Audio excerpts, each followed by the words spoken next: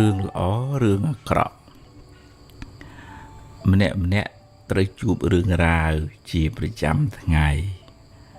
រឿងខ្លះល្អរឿងខ្លះមិនល្អតាមផលកម្មរៀងខ្លួនរឿងល្អជាផលនៃកម្មល្អដែលអ្នកបានសាងមកចំណែករឿងអាក្រក់ជាផលនៃបាបកម្មដែលអ្នកបានធ្វើពីមុនមកដែរ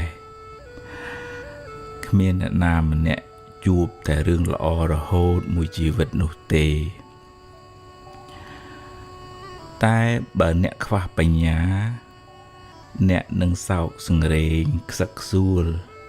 ពេលជួបវិបត្តិបញ្ហាអ្វីមួយអ្នកគ្មានបញ្ញាកំណត់ដឹងថាអ្វីគ្រប់យ៉ាងកើតឡើងព្រោះហេតុ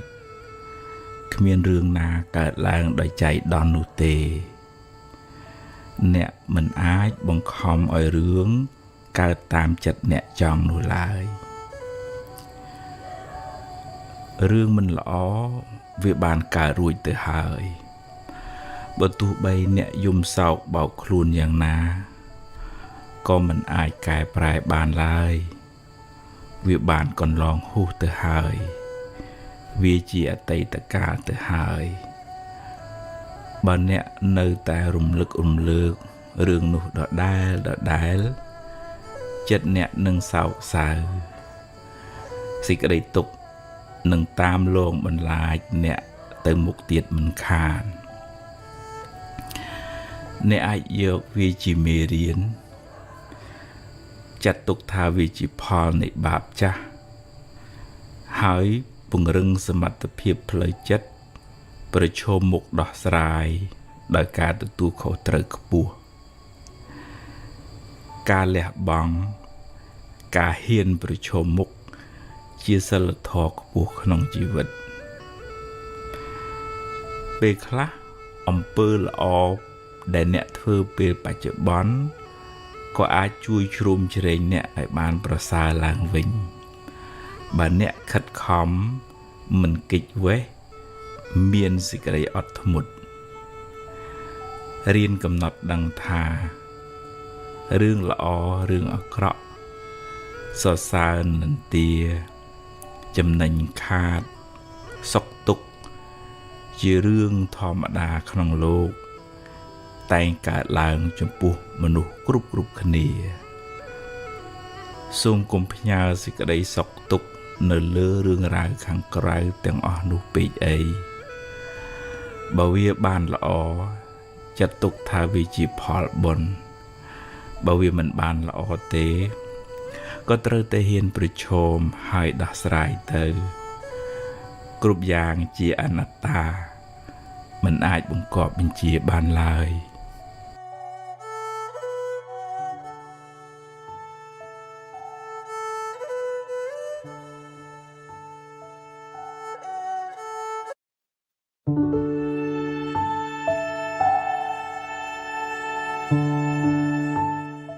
ជាធម្មតាមនុស្សយើងម្នាក់វាតែងតែមានចំណុចល្អចំណុចខ្វះខាតគ្រប់គ្នាតែជាសាមញ្ញជននឹងតែងតែអញ្ចឹងប៉ុន្តែដើម្បីឲ្យរស់នៅជាមួយគ្នាបានសុខរាប់អានគ្នាធ្វើការមួយគ្នាបានរីកចម្រើនយើងត្រូវរៀនមើលចំណុចល្អរៀនឲ្យតម្លៃរៀនផ្ដល់សេចក្តីថ្លៃថ្នូរដល់អ្នកដទៃយើងលើកទឹកចិត្តត្រង់ចំណុចដែលគាត់ធ្វើបានល្អហើយបើយើងនិយាយកែប្រែកំហុសក៏យើងមានចិត្តមេត្តាពីខាងក្នុងអត់មានបំណងជន់ពលិចឬក៏ធ្វើឲ្យគេក្តៅក្រហាយអន្តរាយទេអញ្ចឹងយើងអត់សូវមានសត្រូវការរស់នៅជាមួយគ្នាធ្វើការជាមួយគ្នាក៏ក្នុងន័យថាដើម្បីប្រយោជន៍សុខទាំងអស់គ្នាហើយយើងក៏ឈ្មោះថាបានធ្វើបុណ្យដែរដោយសារយើងលើកទឹកចិត្តចំពោះចំណុចល្អអានឹងយើងពង្រីកអំពើល្អធ្វើឲ្យគាត់ផឹងផែងបន្តទៅទៀត dương mua thay châu rùm bon đòi bị giàu lại với buộc quạt nè thường lõ hay dương lược tật chặt quạt dương có bàn bon này cho nên tí pi dương mua thay ban châu rùm bẩn đo bùi lọ oi xịt cái lọ nó với ban ri đỏ đà đôi xa dương nó oi tầm lấy trong chùm nội lọ nằng ai cho nên tí bây dương sự bố mật dương ắt sơ miên sự trớ với bố dương ắt trên này ắt cùng ắt sọp bộ quân nâng nghe chân vừa automatic bạp thò mày chiết nó bon nó dương dây pizza xa mánh cứ bằng cao nơi sẽ cái đây sọc xâm hẹp khuôn ai phóng xâm hẹp nẹ chung mình khuôn phong để xâm khán nó cứ khăn nông chất ở bài dương đấy ọt miên phiếp sai mong ọt miên sự phiếp cung sọp chân này nâng tía để chi ạ của xóa để chỉ phương đọt rô chật khuôn ai hơi ai hi hô đó nẹ chung mình khuôn tiệt bởi dương miền ạ của xóa là chật không khuôn nâng dương sinh xóm ba bệt bà chợ bòn hơi dương sinh xóm cam bia vừa riêng tới không anh hạ cột chiết tiệt chân dương thời chế pra cài bà dương đòi mê tá chui đòi đây sẽ lánh ca này gì sẽ đấy cóประกอบ đòi mê tá ọt miền chạ cho ý ôi dây bởi lướt bởi cách bởi khôi thế vừa miền cam bia vừa riêng phong về thua ở cái lại càng nghi cái lại luôn nơi nâng ọt bàn sọc phong hay khả năng chất ọt miền cùng nôm cùng cuốn sọp nè đi sọp nè nô thế chất nâng trong tại ơi group khnia bàn sẽ cái đấy sọc chất nâng cứ ọt miền bầm nón trong ơi nè đợt tấy chư chọc chạp an tài chẳng dương miền mê ta tặng bấy mê ta nâng thưa ở khuôn dương bàn sẽ cái đấy sọc mình cái đây cái họ hài không khuôn mình miền phướng hay ai đó sẽ cái đây sọc đó nè chúng mình khuôn tiết ở bên vị thi ná để thưa ở cái lại càng nghe cái lại luôn nữ bàn thì trẻ thì chung krau pi group khniaទាំងអស់មានកាយប្រកបដោយមេត្តាមានវាចានិយាយរកគ្នានិយាយពីគ្នាប្រកបដោយមេត្តាហើយនឹងមានចិត្តប្រកបដោយមេត្តាទេអត់មានប្អិនព្រះអង្គណាមកផ្លុំឈិតឈូតទៅធ្វើឲ្យកន្លែងហ្នឹងបានសុខតលតែខ្លួនយើងអ្នករស់នៅហ្នឹងមានសេចក្តីល្អមានគុណធម៌ដាក់គ្នាទើបបានសុខ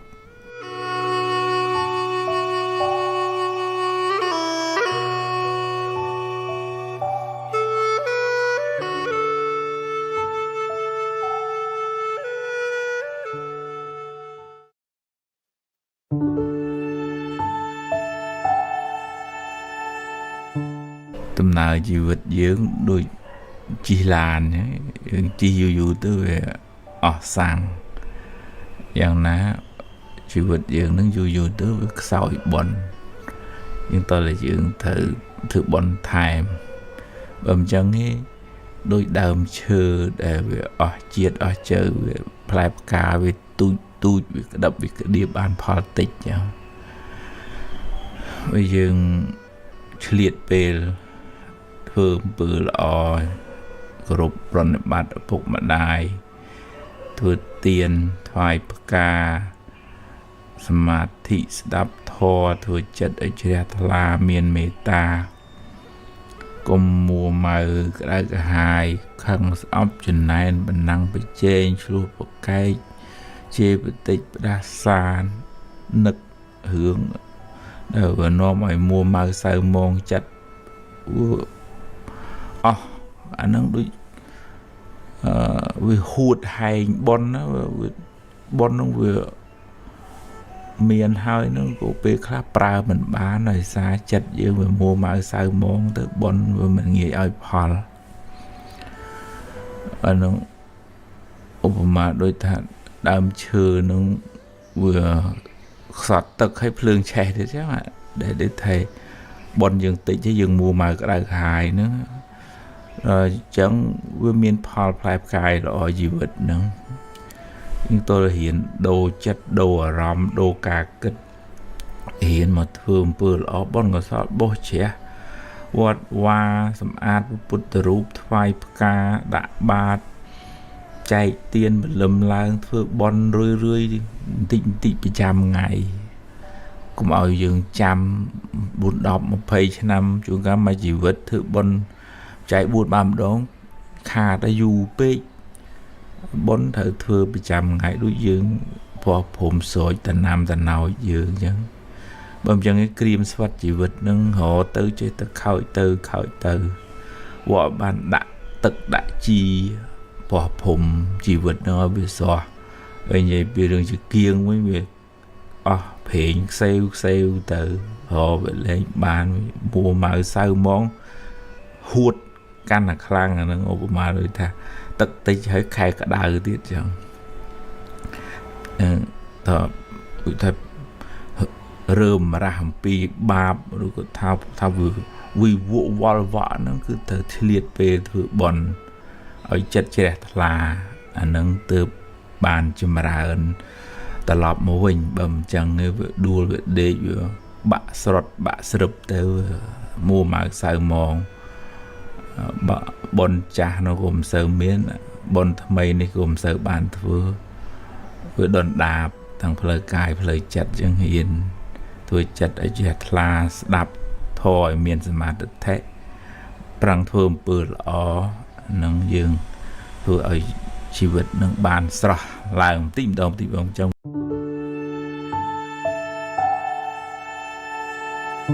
ឧបសគ្គក្នុងចិត្តពេលជួបរឿងមិនល្អណាមួយបុគ្គលដែលមិនបានអប់រំបញ្ញាមកក៏សោកសៅស្ដាយស្រណោះរំលឹករំលើកមិនព្រមដោះលែងខ្លួនឯងឲ្យផុតពីរឿងនោះឡើយបុគ្គលនោះបានអូសសណ្ដោងយករឿងអាក្រក់នោះតាមខ្លួនជានិច្ច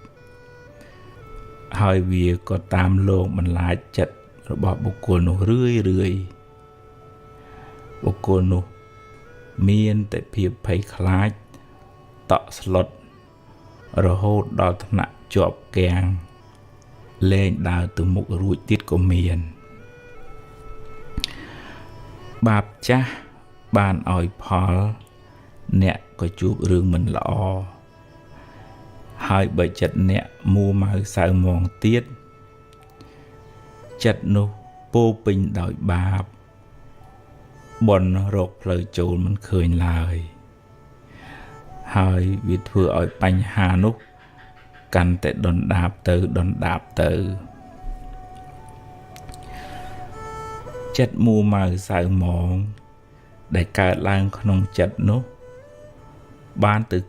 បិទខ្ទប់បនចាស់ផងបនថ្មីផងធ្វើមិនឲ្យងាយឲ្យផលឡើយរៀនទទួលរៀនដោះស្រាយរៀនទទួលខុសត្រូវរៀនព្រមតាមបនរៀនទុកឱកាសឲ្យបនកុសលថ្មីកើតឡើងក្នុងចិត្តអ្នកខ្លះផងធ្វើទានតាមធនធានដល់ព្រះរតនត្រ័យព្រះពុទ្ធពធព្រះសង្ឃជាទីពឹងទីរលឹករក្សាសិលមើលថែមេដាបិតាស្ដាប់ធម៌ចម្រើនបញ្ញាចម្រើនចិត្តមេត្តាបុណ្យកុសលថ្មីនោះក៏អាចជួយអ្នកឲ្យបានធូរស្បើយពីសេចក្តីទុក្ខបានខ្លះដែរហើយវាក៏ជួយបើកឱកាសដល់បុណ្យចាស់ឲ្យមកឲ្យផលផងដែរអ្នកណាក៏ជួបបញ្ហាគ្រាន់តែខុសគ្នាត្រង់របៀបគិតរបៀបឆ្លើយតបនឹងបញ្ហានោះប៉ុណ្ណោះអ្វីមិនទៀងទាត់ទេកើតហើយរលត់ទៅវិញគ្រប់យ៉ាងកើតឡើងព្រោះមានហេតុគ្រប់គ្រាន់មិនមែនជារឿងចៃដន្យទេពេលមានហេតុ rương có cả làng bê ở hạt rương có luật tờ vinh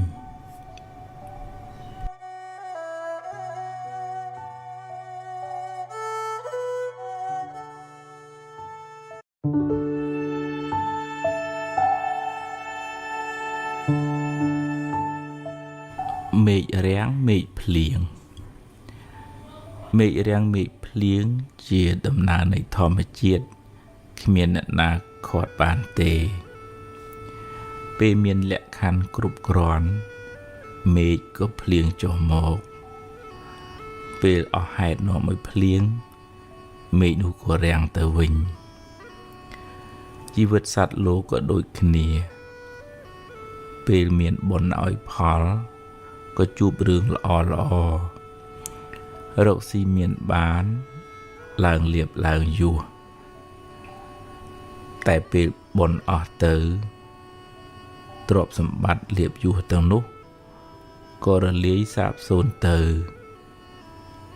ទោះយំខាត់យ៉ាងណា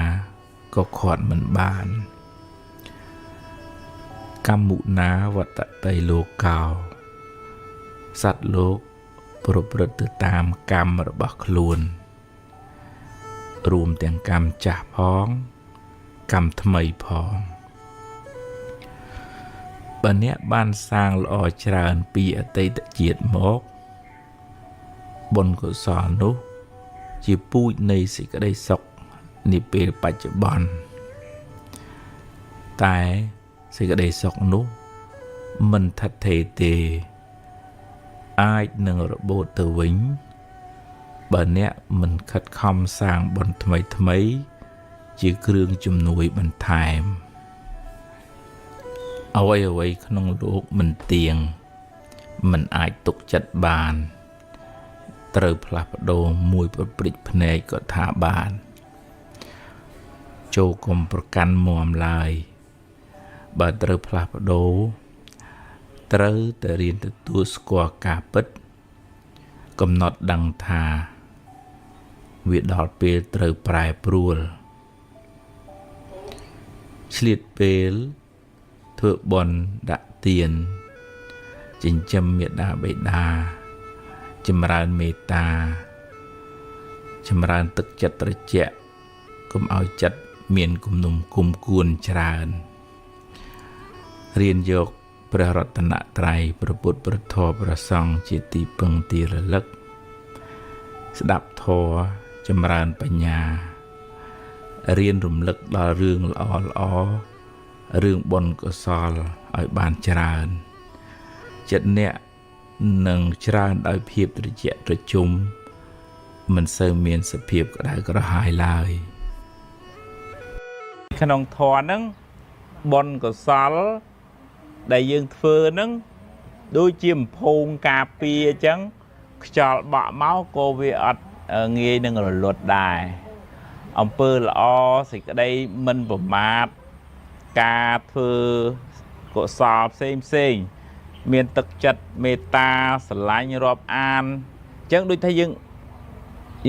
ងមានអីមកបិទណាផ្ទះយើងវាមានជាងណាអញ្ចឹងខ្យល់ភ្លៀងអត់សូវចូលមកទេប៉ុន្តែបើអ្នកដែលខ្វះបុណ្យថ្មីអានឹងដូចផ្ទះធ្លុះភ្លៀងក៏មកក្តៅក៏ចូលដែរតែអញ្ចឹងជីវិតនឹងអត់សូវមានសេចក្តីសុខទេដោយសារ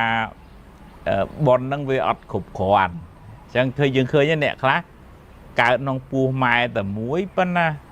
អ្នកខ្លះសុខទៅអ្នកខ្លះមិនសូវសុខចឹងមែនទេញោមណាអ្នកខ្លះរកស៊ីធូរអ្នកខ្លះរកស៊ីតាំងហើយអ្នកខ្លះ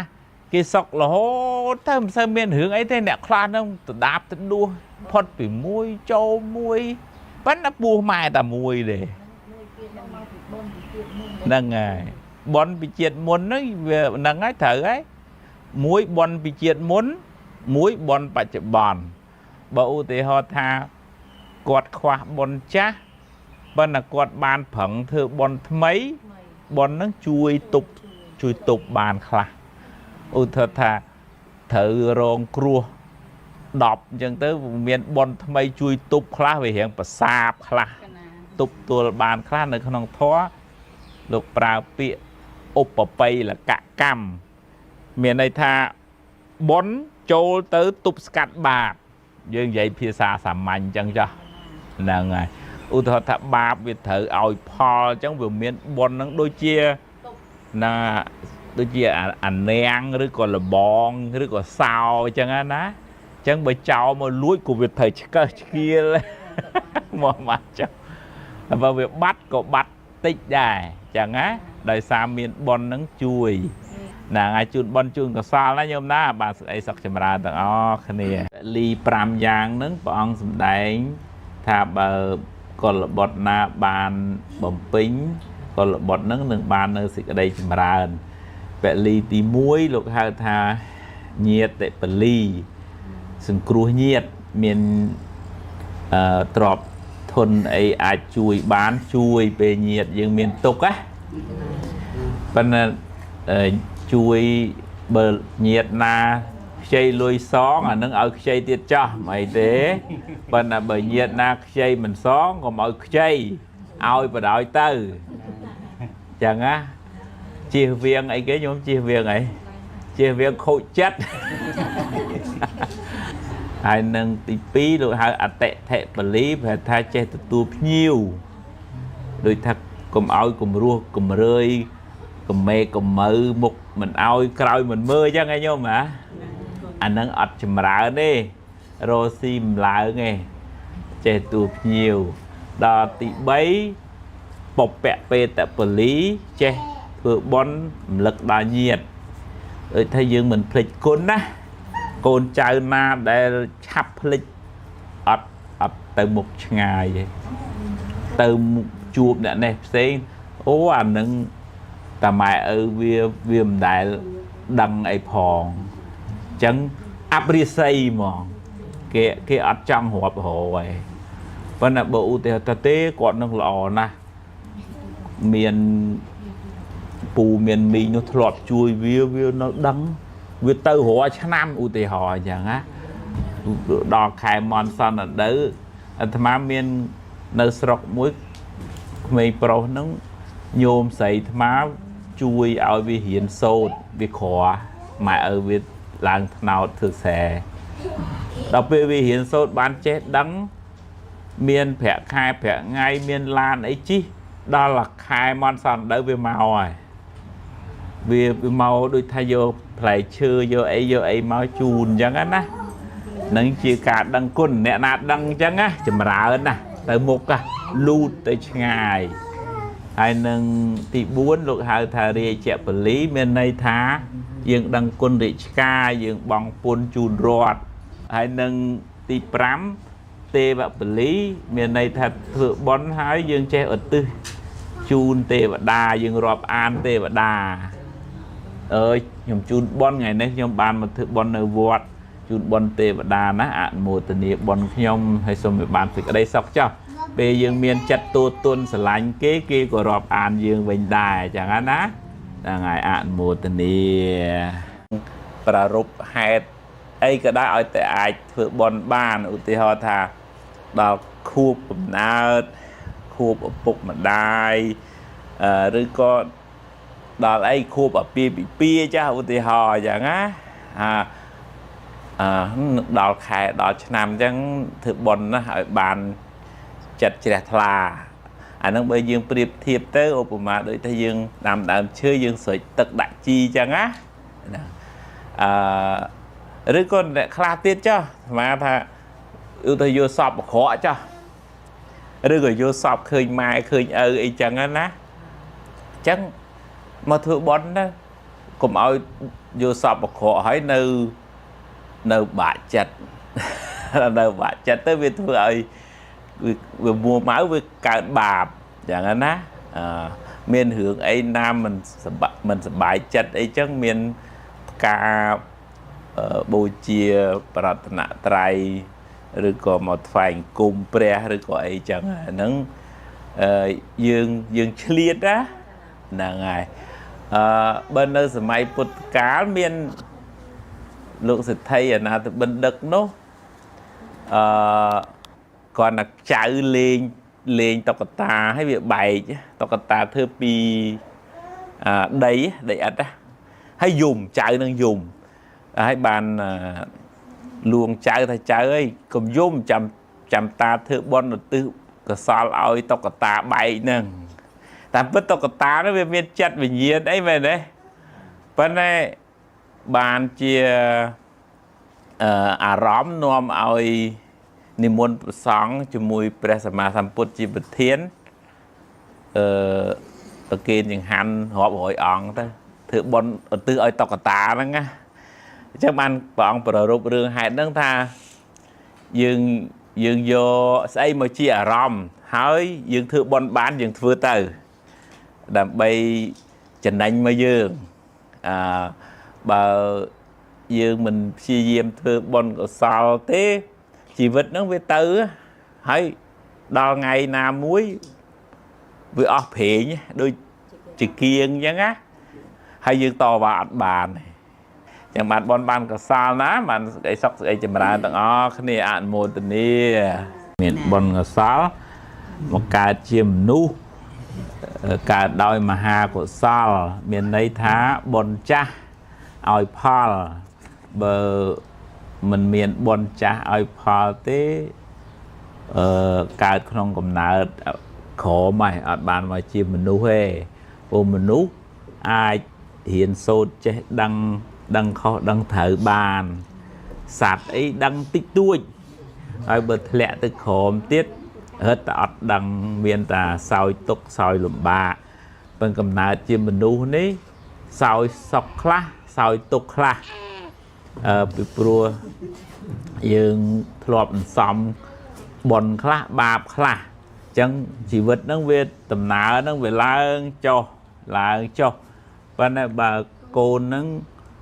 បានម៉ែឪជាដូនជាតានាំឲ្យចេះធ្វើបុណ្យពីក្មេងទៅបានបុណ្យថ្មីជួយឧបមាដូចថាយើងដាំដំណាំហើយមានលបងអញ្ចឹងវាមិនសូវមានសត្វមកស៊ីបុណ្យថ្មីការអប់រំណែនាំចរិយាមារយាទល្អពេលបច្ចុប្បន្នហ្នឹងដោយលបងលោកហៅថាសិល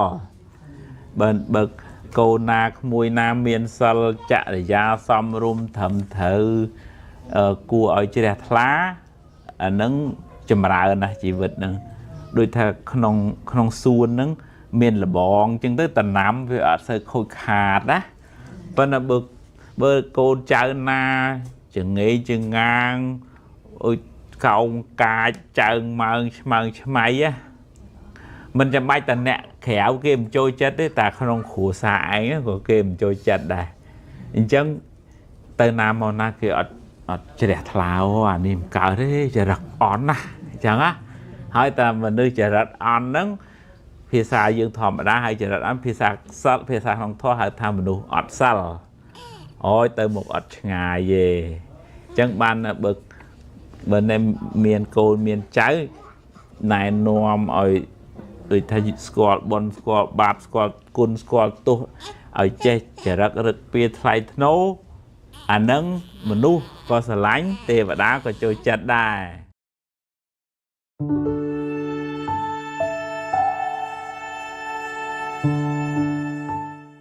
ជាប្រចាំថ្ងៃបើយើងរៀនធ្វើបុណ្យហ្នឹងបានដល់ការធ្វើល្អការធ្វើទានការគោរពប្រតនត្រ័យការដាក់បាតការផ្សាយមេត្តាការធ្វើសមាធិអំពើល្អជារឿយប្រចាំថ្ងៃអ្នកនឹងឈ្មោះថាបានសំបុណ្យប្រចាំថ្ងៃ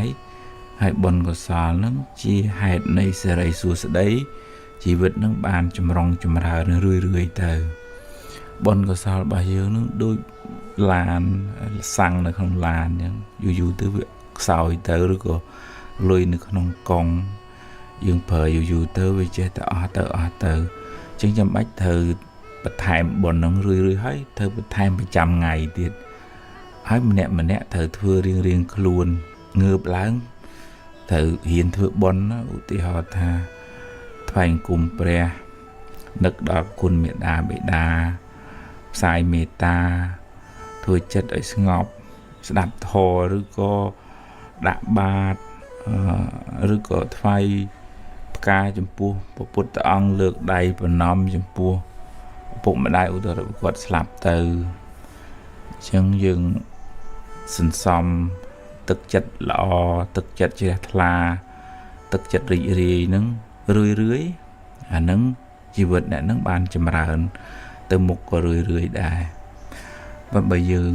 មិនបានពិចារណាទៅយើងដកលុយនៅក្នុងកងចាស់នឹងចាយ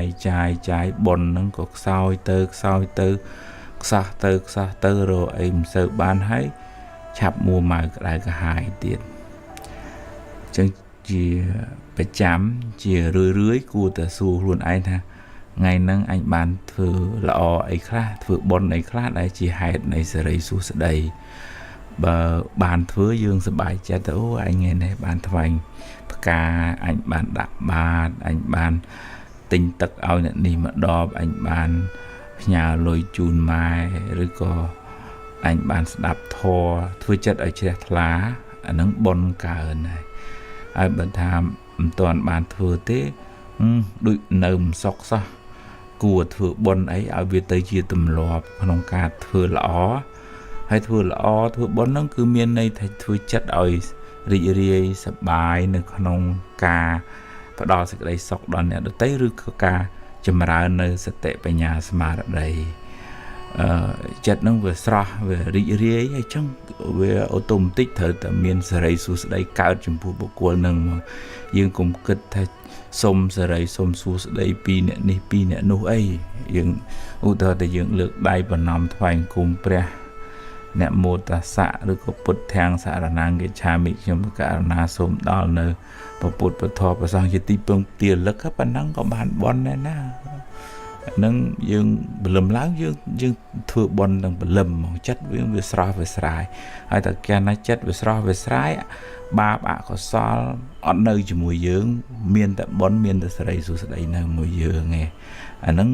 ម្នាក់ចម្រើនទៅមុខព្រោះចិត្តហ្នឹងវាទលាយចិត្តហ្នឹងវាស្រាលចិត្តហ្នឹងវាស្រស់បើមិនចឹងទេយើងអាប់អួរដោយអកុសលជីវិតរបស់យើងក៏មិនសុខគ្រួសារក៏មិនសុខទៅកន្លែងធ្វើការក៏មិនសុខវាវល់វក់ដោយសារចិត្តហ្នឹងវាអាប់អួរយើងអត់បានធ្វើបុណ្យមួយថ្ងៃហ្នឹង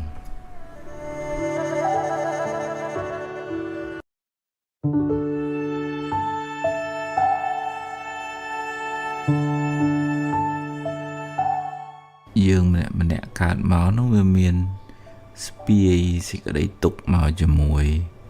សេចក្តីទុក្ខផ្លូវកាយផងសេចក្តីទុក្ខផ្លូវចិត្តផងសេចក្តីទុក្ខផ្លូវកាយឈឺចុកចាប់បញ្ហានេះសុខភាពនេះនោះអីចឹងទៅគាត់មិនបានរៀងខ្លួនប៉ុន្តែសេចក្តីទុក្ខផ្លូវចិត្តដែលថាធ្វើឲ្យយើងហត់នឿយជាងផ្លូវកាយហ្នឹងគឺនៅពេលដែលយើងអោបកសោបរឿងរ៉ាវច្រើនពេកមិនចេះទម្លាក់រឿងពីអតីតដែលកើតរួចមកហើយក៏នៅសោកសៅនៅស្ដាយសំណោះអាឡោះអាល័យឬក៏វបដិសារីស្ដីបន្ទោសអាហ្នឹងក៏នាំឲ្យចិត្តហ្នឹងវាហត់ដែរយើងអត់អនុញ្ញាតឲ្យរឿងនឹងរលត់ទៅយើងនៅតែ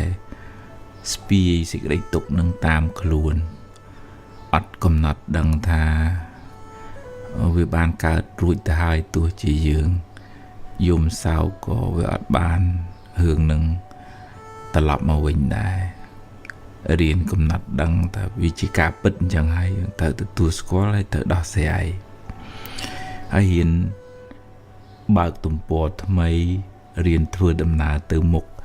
កុំឲ្យវាជាប់នៅក្នុងគុកអតីតកាលឬក៏អ្នកខ្លះហត់នឿយដោយសារការភ័យព្រួយទៅក្នុងរឿងអនាគតបារម្ភខ្លាចចេះខ្លាចចុះគិតបង្កើតរឿងនាំឲ្យសោកសៅតាមផ្លូវចិត្តពិបាកចិត្តពេកដេកមិនលក់បក់មិនលហើយញ៉ាំបាយមិនឆ្ងាញ់កើតជាវិបត្តិក្នុងផ្លូវចិត្តហើយចឹងវាហត់ទាំងសងខាង ហត់ក្នុងរឿងអតីតផងហត់ក្នុងរឿងអនាគតផងហើយត្រូវប្រឈមមុខនឹងបញ្ហាបច្ចុប្បន្នរស់ស៊ីទទួលទានចំណេញខាតអ្នកនេះនិយាយថាអញ្ចេះស្ដីបន្ទោសបណ្ណាំងប្រជែងដល់ចឹងវាធ្ងន់អត់ព្រមទម្លាក់ខ្លះចឹងដើម្បីកុំឲ្យវាហត់នឿយខ្លាំងយើងរៀនឈរនៅក្នុងអំពើល្អរៀនទទួលខុសត្រូវក្នុងជីវិតថាអ្វីដែលកើតឡើងដំណើរជីវិតរបស់ខ្ញុំគឺវាអញ្ចឹងវាខុសគេអញ្ចឹងគេក៏ជួបរឿងរបស់គេខ្ញុំជួបរឿងរបស់ខ្ញុំមនុស្សលើផែនដីនេះជួបរឿងខុសគ្នាទាំងអស់អត់មានអ្នកណាដូចអ្នកណាទេហើយត្រូវតាំងខ្លួននៅក្នុងអំពើល្អគុណធម៌សិលធម៌អានឹងជាផ្លូវត្រូវហើយអ្នកណាថាអញ្ចេះស្ដីចុះអានឹងយើងមិនអាចផ្គាប់ចិត្តគេបានទេបើយើងដើរផ្គាប់ចិត្តគេគ្រប់គ្នាក៏យើងហត់ដែរពីព្រោះគេមិនអាចត្រូវចិត្តយើងគ្រប់ពេលទេអញ្ចឹងយើងបំពេញតួនាទីបំពេញអំពើល្អតាំងខ្លួននៅក្នុងសេចក្តីព្យាយាមក្នុងកុសលធម៌ឲ្យល្អអាហ្នឹងយើងអត់សូវហត់មកនេះអ្នកណាគិតយ៉ាងណាថាយ៉ាងណាហ្នឹងជារឿងរបស់គេទៅចាស់បើថាគេជួយណែនាំយើងខ្វះខាតយើងអរគុណគេហើយបើថាជាពាក្យបើឈឺឌឺដងហ្នឹងតាមគេចាស់គេមិនសមបាបខ្លួនគេយើងមិនមែនរស់នៅនេះដើម្បីទៅផ្គាប់ចិត្តគេហ្នឹងអាហ្នឹងយើងប្រកាសជាហត់ដែរនិយាយនេះមិនបានន័យថាឲ្យយើងផ្ដាច់ទំនាក់ទំនងមិនខ្វល់ទេប៉ុន្តែត្រូវមានជំហរនៅក្នុងអំពើល្អនៅក្នុងគុណធម៌រៀនរស់នៅក្នុងកុសលធម៌វាស្រស់វាស្រាយវារីកវារាយយើងធ្វើប្រយោជន៍សម្រាប់ខ្លួនឯងផងធ្វើប្រយោជន៍សម្រាប់អ្នកដទៃផងអានឹងយើងបានបុណ្យកុសលទាំងបច្ចុប្បន្នទាំងបរលោកហើយយើងអត់សូវហត់ទេអត់សូវហត់ទៅខ្វល់នឹងពាក្យសម្ដីគេនេះគិតពីខ្ញុំចេះគិតពីខ្ញុំចុះយើងខាត់គេមិនបានទេហ្នឹងរៀនទម្លាក់សេចក្តីទុក្ខហ្នឹងរៀនទម្លាក់អកុសលហ្នឹងទើបយើងមិនសូវធ្ងន់ខ្លាំងមិនសូវហត់ខ្លាំង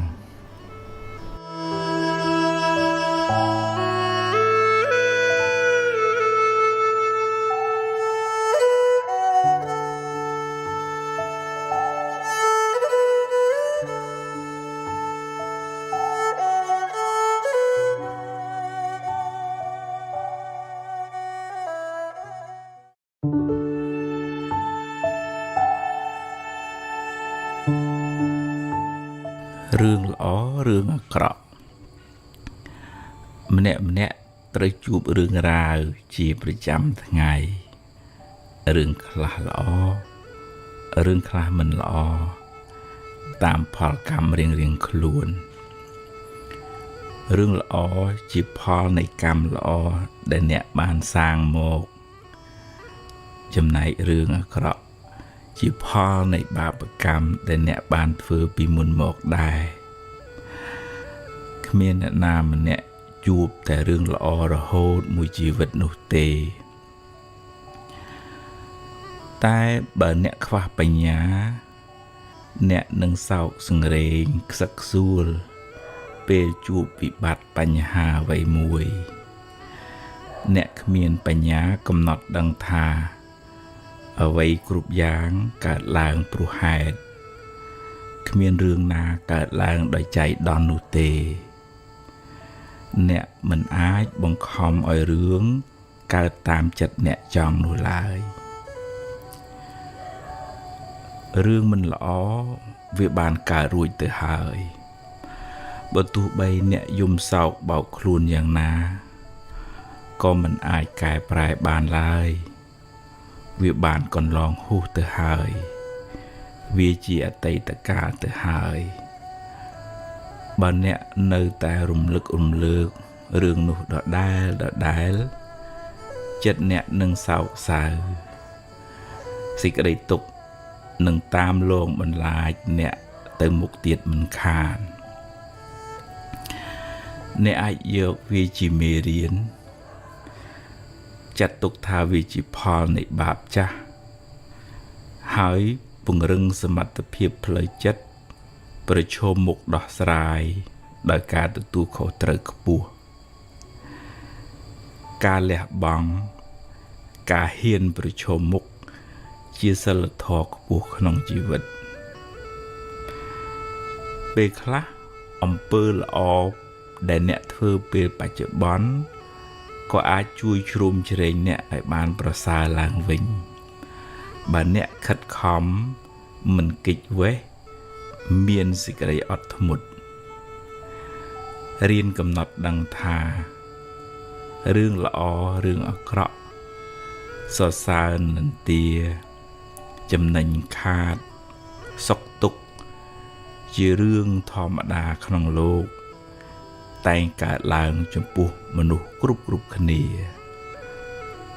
សូមកុំផ្ញើសេចក្តីសុខទុក្ខនៅលើរឿងរ៉ាវខាងក្រៅទាំងអស់នោះពេកអីបើវាបានល្អចាត់ទុកថាវាជាផលបុណ្យ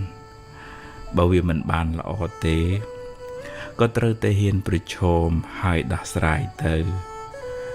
គ្រប់យ៉ាងជាអនត្តាមិនអាចបង្គាប់បញ្ជាបានឡើយ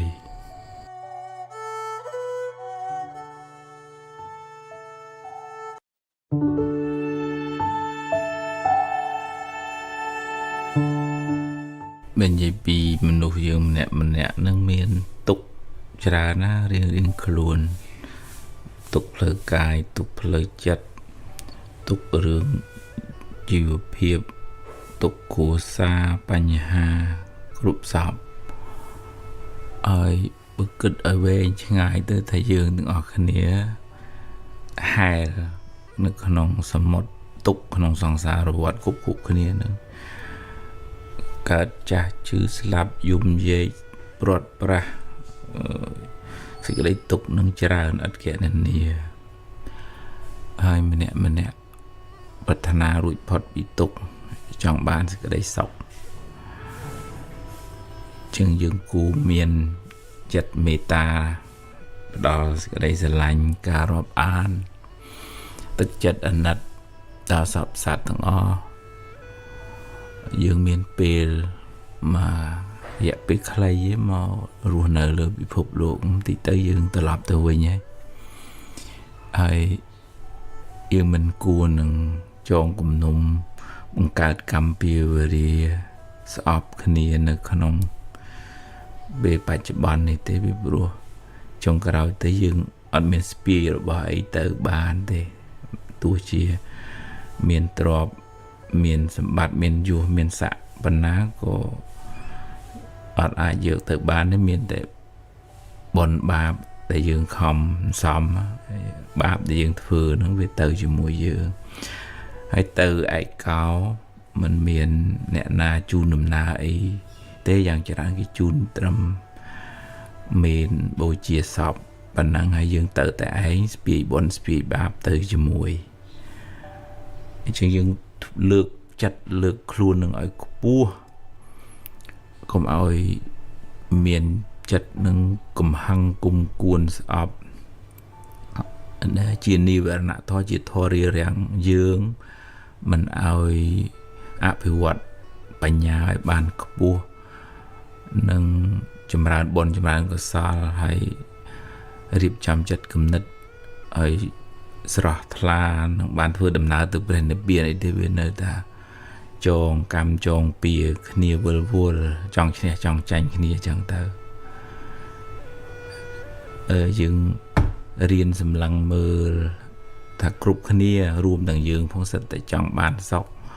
អត់ចង់បានទុក្ខទេអញ្ចឹងយើងជួយតាមលទ្ធភាពដែលយើងជួយបានប៉ុន្តែអ្នកខ្លះយើងជួយហើយក៏សប្បាយចិត្តអ្នកខ្លះយើងជួយហើយគេមិនដឹងថាយើងជួយគេគិតថាយើងខុសយើងអាក្រក់ទៀតក៏មានអញ្ចឹងយើងលើកចិត្តឲ្យខ្ពស់ទៀតថងហ្នឹងថាសត្វលោកហ្នឹងវាអញ្ចឹងមាន ជនជាកតញ្ញូដឹងនៅឧបការៈគុណដែលគេធ្វើនិងបុគ្គលដែលជាអកតញ្ញូអត់ចេះដឹងគុណដឹងស្រ័យអីទេជាអន្តបទជនមុខពីលតែហើយយើងប្រកាន់អត់កើតទៀតដោយសារសត្វលោកនឹងវាអញ្ចឹងយើងវាមានតែអាណិតថាពេលមានភាពអកតញ្ញូនៅក្នុងខ្លួនច្រើនទៅវាកើតទុកទុំមនោកម្មពៀកើតជាតិមុខជាតិក្រោយគាត់ទៅជួបប្រសពធ្វើល្អដាក់គេធ្វើអាក្រក់ដាក់គាត់វិញអីអញ្ចឹងវិលវល់អញ្ចឹងយើងមើលសត្វលោកនឹងដោយបយៈចក្ខុនៅក្នុងភាសាធម៌លោកហៅថាភ្នែកគឺសេចក្តីស្រឡាញ់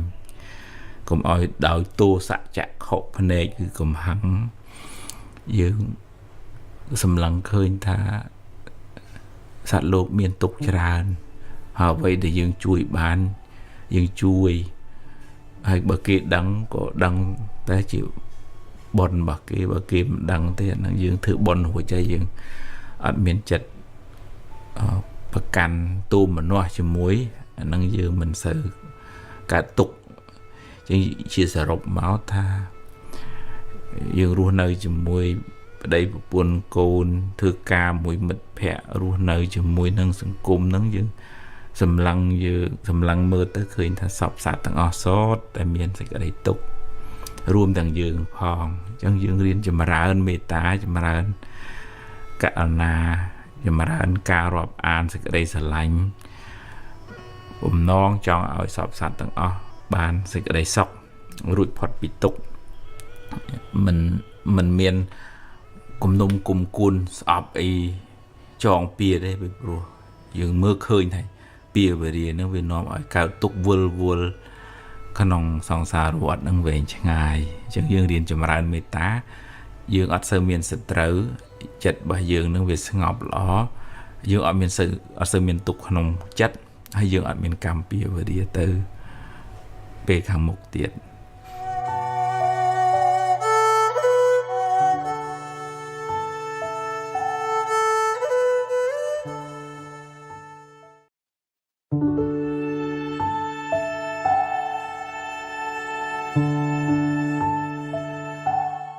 យើងម្នាក់កើតមកនោះវាមាន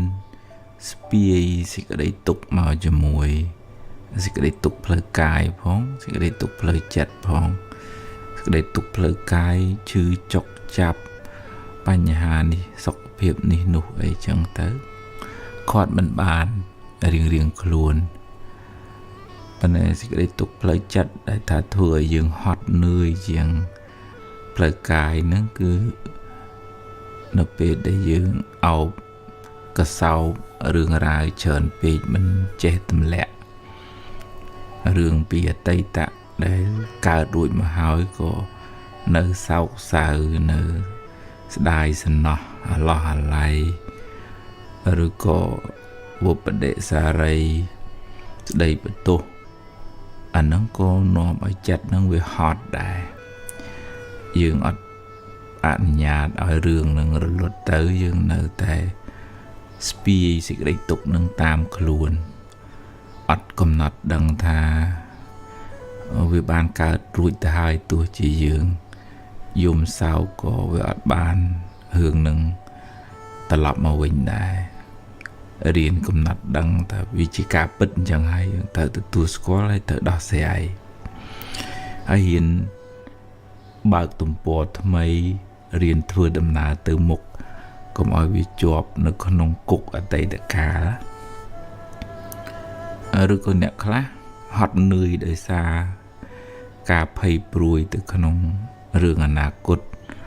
បារម្ភខ្លាចចេះខ្លាចចុះគិតបង្កើតរឿងនាំឲ្យសោកសៅតាមផ្លូវចិត្ត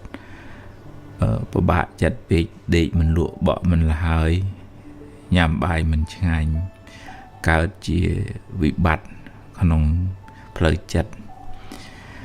ហើយអញ្ចឹងវាហត់ទាំងសងខាង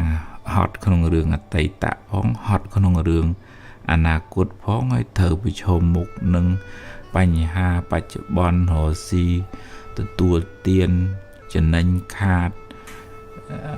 អ្នកនេះនិយាយថាអញ្ចេះស្ដីបន្ទោសប៉ុណ្ណឹងប្រជែង ដល់អញ្ចឹងវាធ្ងន់អត់ព្រមទម្លាក់ខ្លះអញ្ចឹងដើម្បីកុំឲ្យវាហត់នឿយខ្លាំងយើងរៀនឈរនៅក្នុងអំពើល្អរៀនទទួលខុសត្រូវក្នុងជីវិតថាអ្វីដែលកើតឡើងដំណើរជីវិតរបស់ខ្ញុំគឺវាអញ្ចឹងវាខុសគេអញ្ចឹងគេក៏ជួបរឿងរបស់គេខ្ញុំជួបរឿងរបស់ខ្ញុំមនុស្សលើផែនដីនេះជួបរឿងខុសគ្នាទាំងអស់អត់មានអ្នកណាដូចអ្នកណាទេហើយត្រូវតាំងខ្លួននៅក្នុងអំពើល្អគុណធម៌សិលធម៌អានឹងជាផ្លូវត្រូវហើយអ្នកណាថាអញ្ចេះស្ដីចុះអានឹងយើងមិនអាចផ្គាប់ចិត្តគេបានទេបើយើងដើរផ្គាប់ចិត្តគេគ្រប់គ្នាក៏យើងហត់ដែរពីព្រោះគេមិនអាចត្រូវចិត្តយើងគ្រប់ពេលទេអញ្ចឹងយើងបំពេញតួនាទីបំពេញអំពើល្អតាំងខ្លួននៅក្នុងសេចក្តីព្យាយាមក្នុងកុសលធម៌ឲ្យល្អអាហ្នឹងយើងអត់សូវហត់មកនេះអ្នកណាគិតយ៉ាងណាថាយ៉ាងណាហ្នឹងជារឿងរបស់គេទៅចាស់បើថាគេជួយណែនាំយើងខ្វះខាតយើងអរគុណគេហើយបើថាជាពាក្យបើឈឺឌឺដងហ្នឹងតាមគេចាស់គេមិនសមបាបខ្លួនគេយើងមិនមែនរស់នៅនេះដើម្បីទៅផ្គាប់ចិត្តគេហ្នឹងអាហ្នឹងយើងប្រកាសជាហត់ដែរនិយាយនេះមិនបានន័យថាឲ្យយើងផ្ដាច់ទំនាក់ទំនងមិនខ្វល់ទេប៉ុន្តែត្រូវមានជំហរនៅក្នុងអំពើល្អនៅក្នុងគុណធម៌រៀនរស់នៅក្នុងកុសលធម៌វាស្រស់វាស្រាយវារីកវារាយយើងធ្វើប្រយោជន៍សម្រាប់ខ្លួនឯងផងធ្វើប្រយោជន៍សម្រាប់អ្នកដទៃផងអានឹងយើងបានបុណ្យកុសលទាំងបច្ចុប្បន្នទាំងបរលោកហើយយើងអត់សូវហត់ដែរអត់សូវហត់ទៅខ្វល់នឹងពាក្យសម្ដីគេនេះគិតពីខ្ញុំចេះគិតពីខ្ញុំចុះយើងខាត់គេមិនបានទេហ្នឹងយើងរៀនទម្លាក់សេចក្តីទុក្ខហ្នឹងរៀនទម្លាក់អកុសលហ្នឹងទើបយើងមិនសូវធ្ងន់ខ្លាំងមិនសូវហត់ខ្លាំង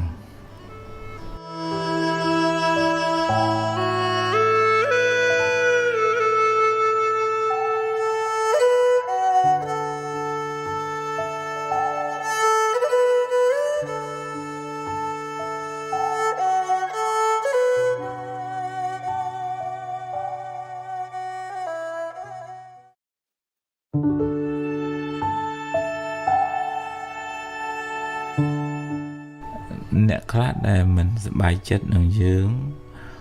បើទោះជាយើងធ្វើល្អធ្វើត្រូវប៉ុន្តែក៏មើលមិនឃើញដែរគេចាត់ទុកថាវាអត់មានជារឿងសំខាន់អីចឹងទៅអាហ្នឹងវាអាចថាដោយសារយើងមានកម្មពៀវរាជាមួយយើងមានបាបធ្លាប់មើងងាយមើលថោកគេពីអតីតជាតិមកឬក៏យើងប៉ះពាល់ផលប្រយោជន៍គេ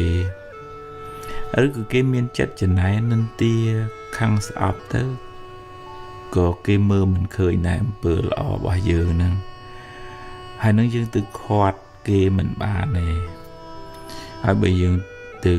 អង្គុយផ្គាប់ចិត្តគេឲ្យសួរថាហេតុអីអាហ្នឹងយើងបានពិបាកចិត្តថែមជាងតួនាទីរបស់យើងបំពេញឲ្យអស់ពីសមត្ថភាពភារកិច្ចការទូខុសត្រូវហើយរក្សាកាយវាចារបស់យើងសមរម្យទន់ភ្លន់មានសិលធម៌ល្អហើយមានចិត្តនឹងថឹងមិនមានគំនុំគុំគួនស្អប់និយាយអាក្រក់ខឹងឬក៏បន្ទុះសារាយធ្វើឲ្យចិត្តនឹងវាខ្ពស់កុំឲ្យធ្លាក់ដោយសារពាក្យសម្ដីឬក៏កាយវិការទង្វើរបស់អ្នកដទៃធ្វើឲ្យយើងលែងចង់ធ្វើល្អទៀតដោយសារគេថាឬក៏ដោយសារគេគិតអញ្ចឹងយើងខាតអញ្ចឹងយើង គិតថា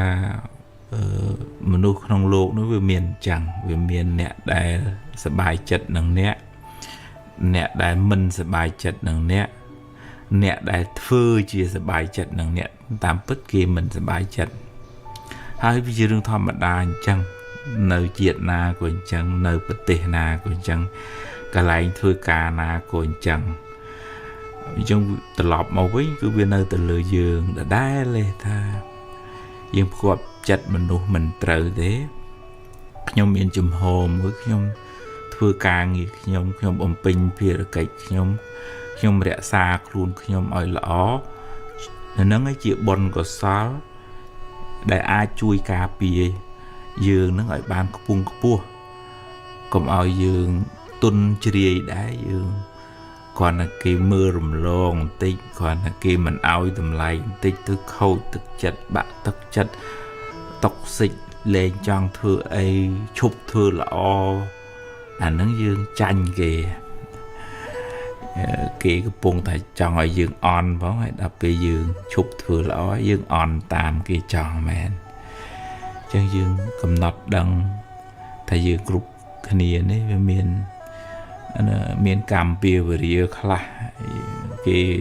មិនសូវចូលចិត្តយើងដោយសារយើងមានបាបកម្មពីអតីតណាមួយសូម្បីថា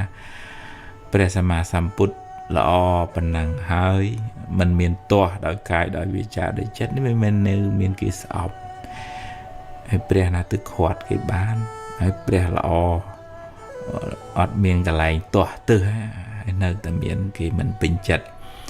អញ្ចឹងយើងអត់ជាតូចចិត្តទូមនុស្សអីខ្លាំងពេកនឹងរឿងថាគេមិនមើលមិនឃើញគេមិនឲ្យតម្លៃទេប្រឹង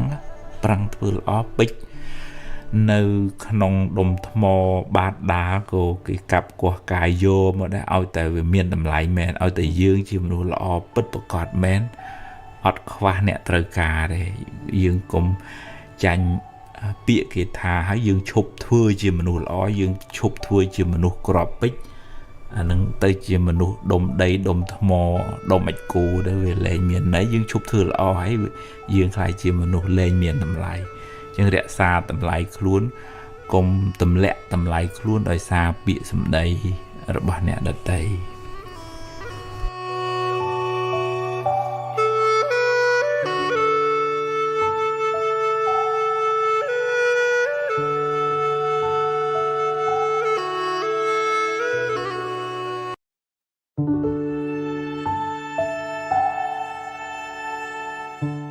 ដំណើរជីវិតយើងដូច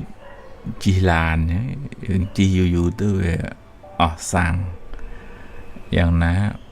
ជីវិតយើងនឹងយូរទៅវាខ្សោយបុណ្យយើងតើយើងត្រូវធ្វើបុណ្យថែមបើមិនចឹងទេដូចដើមឈើដែលវាអស់ជាតិអស់ជើវាផ្លែផ្កាវាទូចវាក្តាប់វាក្តៀបបានផលតិចចឹង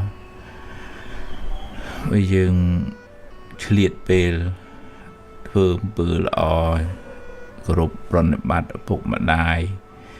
ធ្វើទានថ្វាយផ្កាសមាធិស្ដាប់ធម៌ធ្វើចិត្តឲ្យជ្រះថ្លាមានមេត្តាកុំមួម៉ៅក្តៅក្រហាយខឹងស្អប់ចំណែនបណ្ណាំងប្រជែងឆ្លោះប្រកែកជេរបតិចផ្ដាសាននឹករឿងដែលវានាំឲ្យមួម៉ៅសៅមងចិត្តអស់អាហ្នឹងដូចវាហួតហែងប៉ុនណាប៉ុនហ្នឹងវាមានហើយហ្នឹងក៏ពេលខ្លះប្រើមិនបានដោយសារចិត្តយើងវាមួម៉ៅសៅមងទៅប៉ុនវាមិនងាយឲ្យផលអាហ្នឹងឧបមាដូចថាដើមឈើហ្នឹងវាខ្សត់ទឹកឲ្យភ្លើងឆេះទៅចឹងដែលថាប៉ុនយើងតិចទេយើងមួម៉ៅក្តៅក្រហាយហ្នឹងអញ្ចឹងវាមានផលផ្លែផ្កាយល្អជីវិតហ្នឹងយើងតើរៀនដូរចិត្តដូរអារម្មណ៍ដូរការគិតរៀនមកធ្វើអំពើល្អបុណ្យកុសលបោះជ្រះ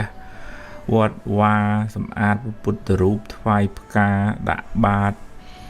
ចែកទានបលឹមឡើងធ្វើបុណ្យរឿយបន្តិចប្រចាំថ្ងៃកុំឲ្យយើងចាំ4 10 20ឆ្នាំជួនកាលមួយជីវិតធ្វើបុណ្យចែក4 5ម្ដង ខាតយូពេកប៉ុនត្រូវធ្វើប្រចាំថ្ងៃដូចយើងបោះភូមិស្រោចតំណាំតំណោចយើងអញ្ចឹងបើមិនអញ្ចឹងឯងក្រៀមស្វិតជីវិតនឹងរទៅចេះតែខោចទៅវត្តបានដាក់ទឹកដាក់ជី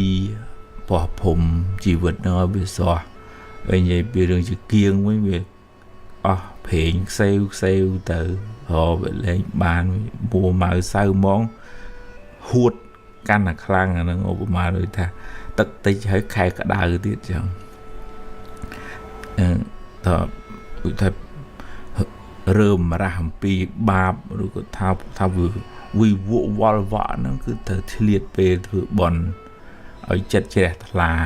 អានឹងទើបបានចម្រើន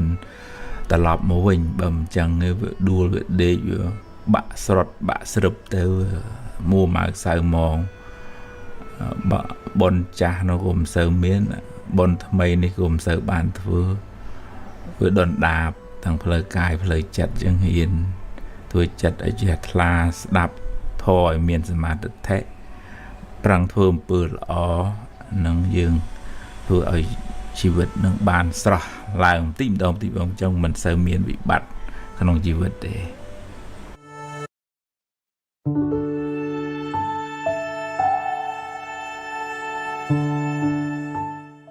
ជាប្រចាំថ្ងៃបើយើងរៀនធ្វើបុណ្យហ្នឹងបានដល់ការធ្វើល្អការធ្វើទានការគោរព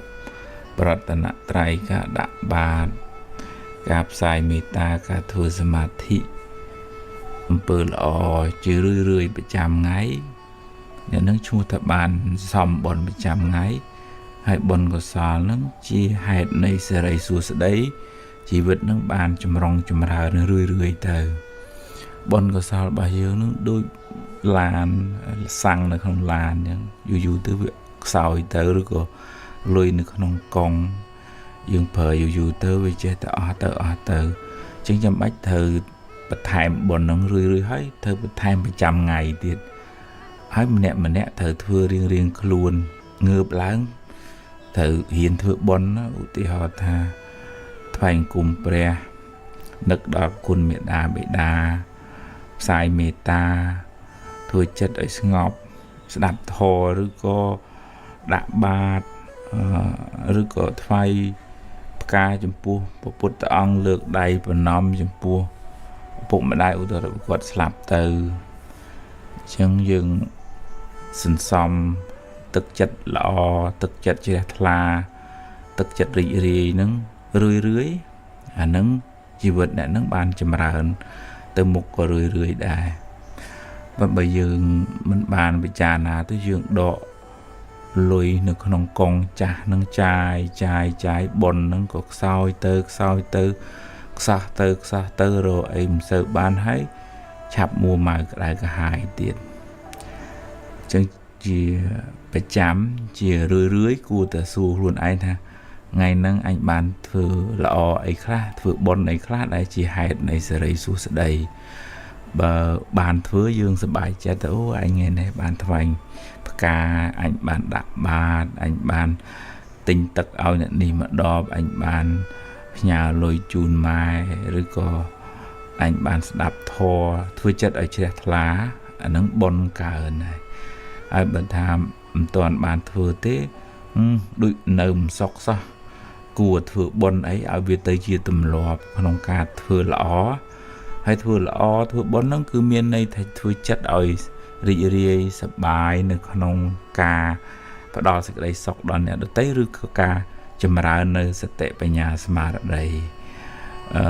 ចិត្តហ្នឹងវាស្រស់វារីករាយហើយចឹងវាអូតូម៉ាទិកត្រូវតែមានសេរីសួស្តីកើតចំពោះបុគ្គលហ្នឹងមកយើងកុំគិតថាសុំសេរីសុំសួស្តីពីអ្នកនេះពីអ្នកនោះអីយើងឧទាហរណ៍តែយើងលើកដៃប្រណម្យថ្វាយអង្គមព្រះ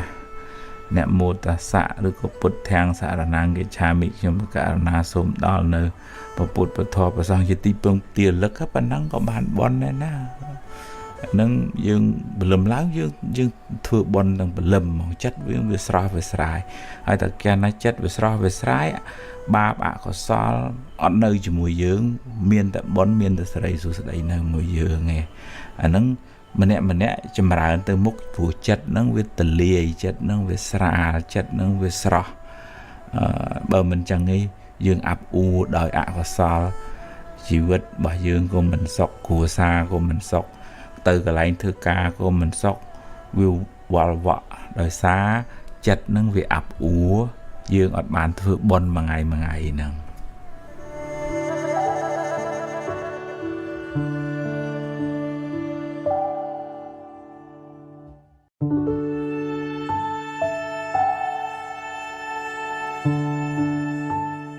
រឿងល្អរឿងអាក្រក់ម្នាក់ត្រូវជួបរឿងរ៉ាវជាប្រចាំថ្ងៃរឿងខ្លះល្អរឿងខ្លះមិនល្អតាមផលកម្មរៀងខ្លួនរឿងល្អជាផលនៃកម្មល្អដែលអ្នកបានសាងមកចំណែករឿងអាក្រក់ជាផលនៃបាបកម្មដែលអ្នកបានធ្វើពីមុនមកដែរគ្មានអ្នកណាម្នាក់ជួបតែរឿងល្អរហូតមួយជីវិតនោះទេតែបើអ្នកខ្វះបញ្ញាអ្នកនឹងសោកសង្រេងខ្សឹកខ្សួលពេលជួបវិបត្តិបញ្ហាអ្វីមួយអ្នកគ្មានបញ្ញាកំណត់ដឹងថាអ្វីគ្រប់យ៉ាងកើតឡើងព្រោះហេតុគ្មានរឿងណាកើតឡើងដោយចៃដន្យនោះទេអ្នកមិនអាចបង្ខំឲ្យរឿងកើតតាមចិត្តអ្នកចង់នោះឡើយរឿងមិនល្អវាបានកើតរួចទៅហើយបើទោះបីអ្នកយំសោកបោកខ្លួនយ៉ាងណាក៏មិនអាចកែប្រែបានឡើយវាបានកន្លងហួសទៅហើយវាជាអតីតកាលទៅហើយបើអ្នកនៅតែរំលឹករំលើករឿងនោះដដែលចិត្តអ្នកនឹងសោកសៅសេចក្តីទុក្ខនឹងតាមលងបន្លាចអ្នកទៅមុខទៀតមិនខានអ្នកអាចយកវាជាមេរៀនចាត់ទុកថាវាជាផលនៃបាបចាស់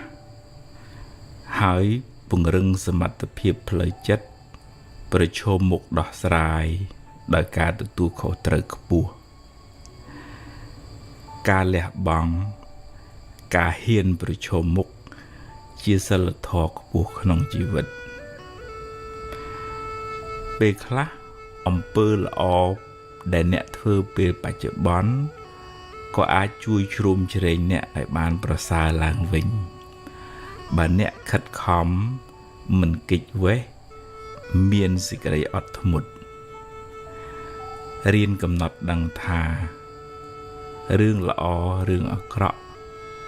សរសើរនន្ទាចំណេញខាតសុខទុក្ខជារឿងធម្មតាក្នុងលោកតែងកើតឡើងចំពោះមនុស្សគ្រប់គ្នាសូមកុំផ្ញើសេចក្តីសុខទុក្ខនៅលើរឿងរ៉ាវខាងក្រៅទាំងអស់នោះពេកអីបើវាបានល្អចាត់ទុកថាវាជាផលបុណ្យបើវាមិនបានល្អទេ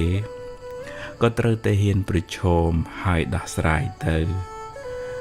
គ្រប់យ៉ាងជាអនត្តាមិនអាចបង្គាប់បញ្ជាបានឡើយ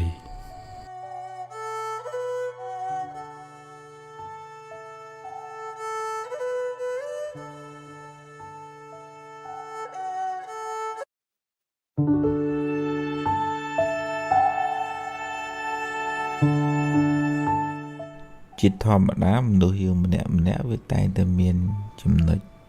ល្អចំណុចខ្វះខាតគ្រប់គ្នាតែជាសាមញ្ញជននឹងតែងតែអញ្ចឹង